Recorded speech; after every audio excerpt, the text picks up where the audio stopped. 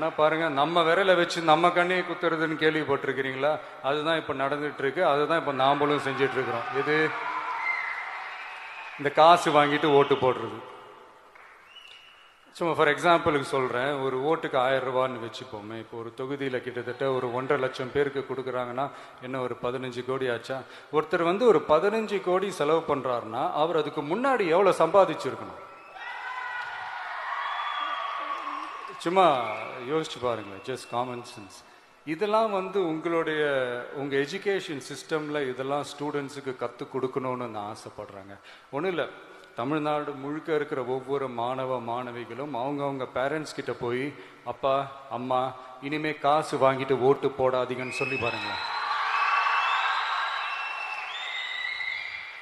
சும்மா ட்ரை பண்ணி பாருங்க. ட்ரை தானே இது. நீங்கள் இப்போ சொன்னீங்கன்னா அது கண்டிப்பாக நடக்குங்க. எனக்கு அந்த நம்பிக்கை இருக்குது. நீங்கள் தான் அடுத்தடுத்த வருஷத்தில் வரப்போகிற ஃபர்ஸ்ட் டைம் ஓட்டர்ஸாக வரப்போகிறீங்க. ஸோ இதை நான் ஏன் இதை கனெக்ட் பண்ணி சொல்கிறேன்னா, இது எப்போ நடக்குதோ அப்போ தான் உங்களுடைய அந்த கல்வி முறையே வந்து ஒரு முழுமை அடைஞ்சதாக நம்ம எடுத்துக்கலாங்க.